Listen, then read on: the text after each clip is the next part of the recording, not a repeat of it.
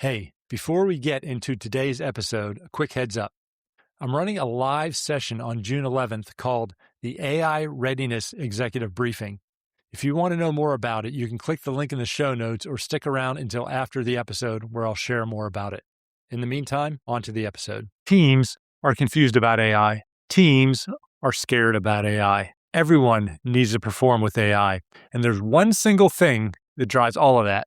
You're going to learn about that next. Welcome to Leadership Mindset 2.0. Practical neuroscience and psychology to transform you from a tactical doer into a strategic leader.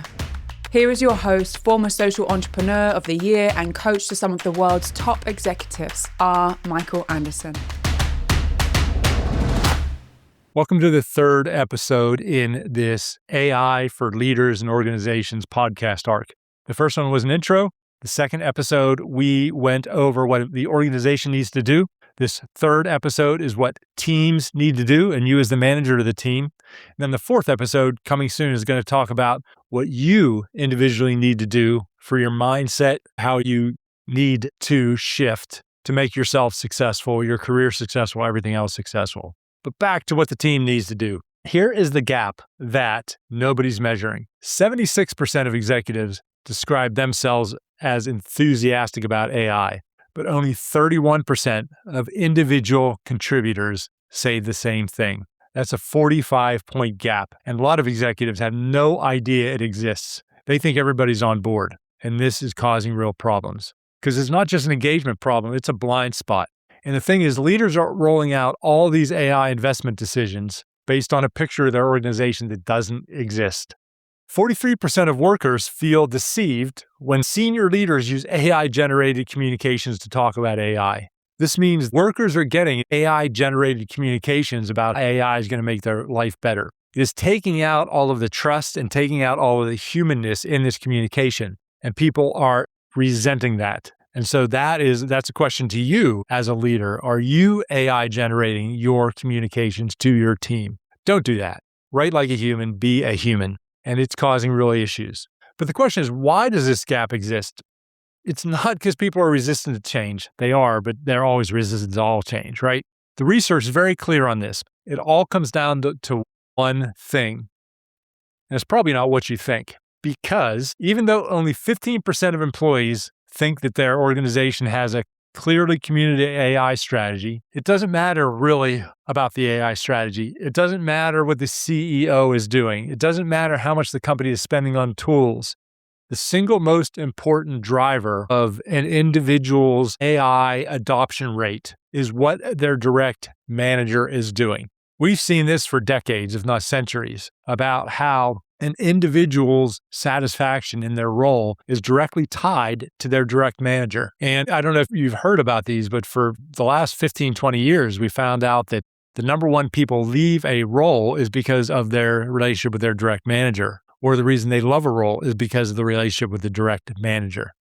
Now is just the same thing with AI. They are looking to their direct manager to form their own opinions on AI, especially in the workplace. In fact, employees whose direct manager actively supports AI are 8.7 times more likely to say AI has meaningfully transformed their work. It has nothing to do with the larger organization, just their direct manager. And positive frontline sentiment towards AI moves from 15% to 55% when the direct manager is visibly and actively engaged. It's a 40-point shift driven by one person, probably your behavior. And look, they're not looking for you to be a technical expert. They're looking for you to be engaged, to be trying stuff, to be screwing stuff up. They don't even need you to be the expert. They just need to know that you've bought in. Now, McKinsey finds that companies where leaders model new behaviors are 5 times more likely to succeed with AI overall. I know I got a list of these statistics for you, but they all come down to the same thing. But the question is, what does visibly engaged with AI actually mean? Here are 3 diagnostic questions for you to ask yourself. Can you name 3 AI tools you personally used most weeks? Have you shared something with your team that didn't work with AI in the last 60 days? Have you asked your team what they're using and what they actually need? These are 3 key questions every manager needs to ask themselves right now. Because if the answer to any of these is no, the signal you're sending your team is not the signal you think you're sending. For a manager, what does actively translating AI and actively working with your team around AI specifically look like? First of all, don't present AI to your team. Design with them. Have this be collaborative. Run a session, for example, where you ask, what's the most repetitive, low-value parts of your week? Then explore together what AI could do with those. We got to get out of our head. We got to start being so proud when it comes to AI, because there's a good chance people on your team are going to pick up AI faster than you. Let them be the expert. Give them time to experiment and to fail. One of the clearest findings in the research, organizations that give their team explicit permission to miss a deadline while learning AI saw measurably higher adoption and more projects reach production.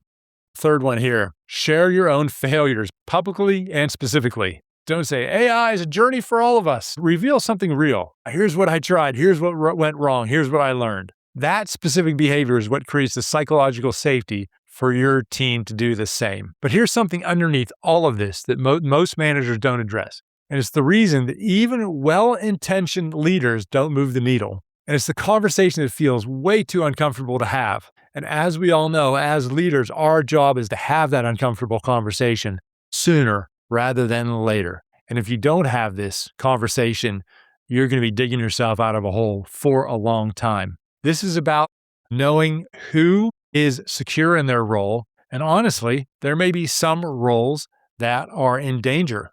Because look, the way this works is when you don't address an elephant in the room, everybody makes up stories about it. And the stories they make up are not going to be good stories. So ambiguity is more damaging than bad news.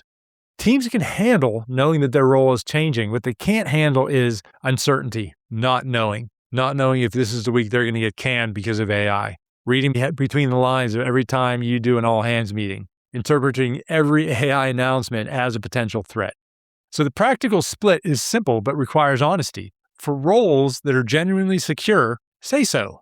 Tell people, specifically and authentically, right now, you're safe. There's no plans to get rid of your job. You can come in every day knowing that you're secure. And then people can relax. And look, if there are roles that are at risk, don't pretend otherwise. Yeah, I know it's difficult, and it is that message that, look, I got to be honest with you. We are looking at putting in some automation systems. Some of them are AI, and we are looking at evaluating your role. And I know that's not what you want us to hear, but I want to be honest with you, and I want to be honest with everybody here. And we're going to work with you, and we'll keep a line of communication open. And we just want to be really open with you. That's what that looks like. And, because this authenticity, as hard as it is, that's going to earn respect, and that's going to create more of that psychological safety that you know. And when AI recovers some time, reinvest it back into the team. Don't look for every time you invest, you save a little time to just get rid of person. That's going to create a horrible culture. And if AI saves a couple hours a week, and that is a time for you as a leader to get people reoriented to what the true value of things are.